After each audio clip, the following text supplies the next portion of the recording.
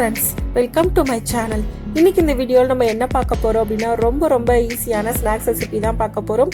இந்த ஸ்நாக்ஸ் செய்கிறது ரொம்ப ஈஸி. வெறும் பஜ்ஜி மாவு மட்டும் இருந்தால் போதும், வேறு எந்த பொருளுமே தேவையில்லை. ரொம்ப ஈஸியாக அந்த ஸ்நாக்ஸ் செஞ்சிடலாம். இந்த ரெசிபி பிகினர்ஸ்க்கெல்லாம் ரொம்ப யூஸ்ஃபுல்லாக இருக்கும். வாங்க இது எப்படி செய்யுதுன்னு வீடியோவில் பார்க்கலாம். அதுக்கு நான் இன்னைக்கு ஒரு பேக்கெட் அளவுக்கு சக்தி பஜ்ஜி போண்டா மாவு எடுத்திருக்கேன். நீங்கள் எந்த பிராண்ட் வேணாலும் எடுத்துக்கலாம். அதே இது மாதிரி அகலமான ஒரு பவுலில் நீங்கள் போட்டுக்கங்க. கூடவே லைட்டாக ஹீட் பண்ண ஆயில் நான் 2 ஸ்பூன் அளவுக்கு ஊற்றுறேன்.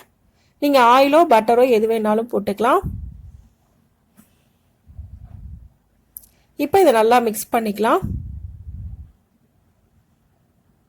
பஜ்ஜி மாவுலேயே உங்களுக்கு உப்பு மிளகாய் எல்லாமே ஆட் பண்ணியிருக்கோம். அதனால் நம்ம வேறு எதுவுமே எக்ஸ்ட்ரா ஆட் பண்ண தேவையில்லை. இப்போ நல்லா மிக்ஸ் பண்ணியாச்சு. இப்போ கொஞ்சமாக தண்ணி ஊற்றி நம்ம மாவை ரெடி பண்ணிக்கலாம். நம்ம நார்மலாக காராச்சேவு அதுக்கெல்லாம் எப்படி மாவு பிசைவோமோ அந்த அளவுக்கு ரெடி பண்ணி வச்சுக்கோங்க. இப்போ நல்லா மிக்ஸ் பண்ணியாச்சு. இந்த அளவுக்கு பிசைஞ்சா போதும். இப்போ நான் இதை 2ஆக பிரிச்சுக்கிறேன்.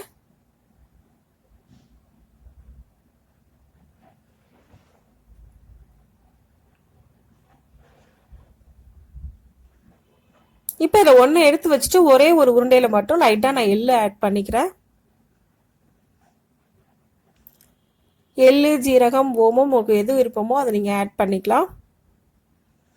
ஆட் பண்ணி நல்லா மிக்ஸ் பண்ணிக்கோங்க. இப்போ நல்லா மிக்ஸ் பண்ணியாச்சு. இப்போ நான் ஒரு முறுக்கு புளிகிற குழாய் எடுத்திருக்கேன். அடியில் இந்த மாதிரி அச்சு போட்டுக்கோங்க. நீங்கள் முறுக்கு அச்சோ ஸ்டார் அச்சோ எது வேணாலும் போட்டுக்கலாம். இப்போ அதில் மாவு எடுத்து வச்சு நம்ம புளிஞ்சிக்கலாம். இந்த மாதிரி நல்லா முறுக்கு மாதிரி நீங்கள் புளிஞ்சு விட்டுக்கலாம். ஃபுல்லாக முறுக்கு மாதிரி புளிஞ்சு விட்டுட்டு அதுக்கப்புறம் உடச்சி விடுறதுனால விடலாம். அப்படி இல்லைன்னா இந்த மாதிரி புளியும் போதே சின்னதாக புளிஞ்சு விட்டுக்கிறதுனால விட்டுக்கலாம். இந்த மாதிரி கைகளிலே கட் பண்ணி விட்டுட்டு புளிஞ்சு எடுத்துக்கோங்க. உங்களுக்கு எது விருப்பமோ அந்த மாதிரி நீங்கள் புளிஞ்சு எடுத்துக்கலாம்.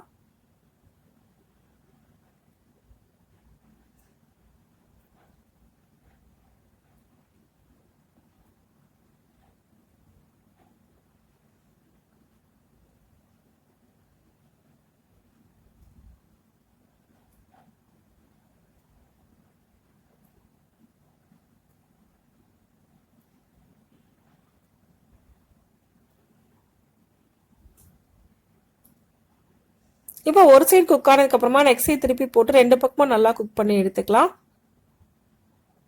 நல்ல ப்ரௌன் கலர் வரணும், அந்த அளவுக்கு இதை குக் பண்ணி எடுத்துக்கோங்க.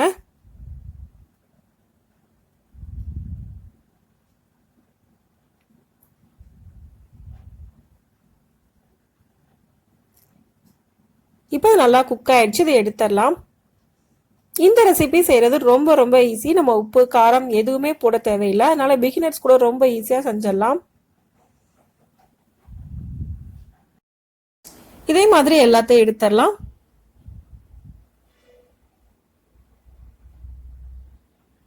அடுத்ததா பேலன்ஸ் இருக்க மாவுல நான் கொஞ்சமா நசுக்கி வச்ச பூண்டை ஆட் பண்றேன். 5ல இருந்து 6 பல் பூண்டை நல்லா அரைச்சிட்டு ஆட் பண்ணிக்கங்க. ஒரு 1/4 ஸ்பூன் அளவுக்கு தண்ணி ஊற்றிட்டு இது நல்லா மிக்ஸ் பண்ணிக்கலாம். பூண்டு மாவும் நல்லா மிக்ஸ் ஆகணும், அந்த அளவுக்கு நல்லா மிக்ஸ் பண்ணிக்கங்க.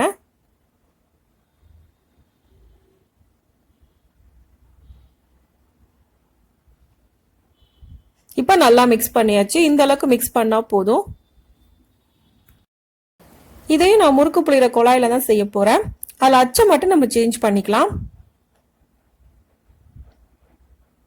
அந்த அச்சை ஃபுல்லா கலட்டி எடுத்துருங்க.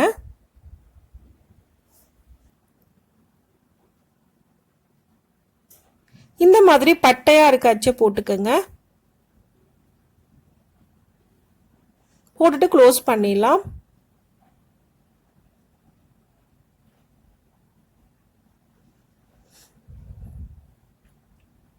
இப்போ இந்த மாவு உரல்ல வச்சு நம்ம புளிஞ்சிக்கலாம்.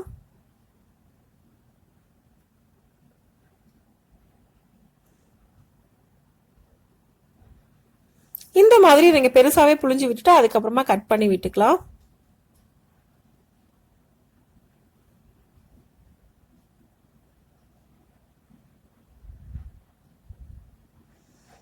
இப்போ இது ஒன் சைடு குக் ஆனதுக்கு அப்புறமா நெக்ஸ்ட் சைடு நம்ம திருப்பி போட்டுக்கலாம்.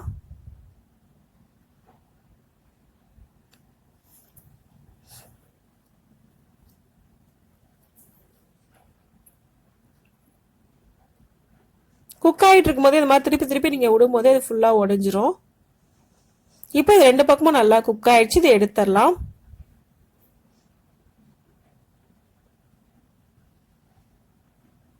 இப்போ இது எல்லாத்தையும் இதே மாதிரி எடுத்துருங்க.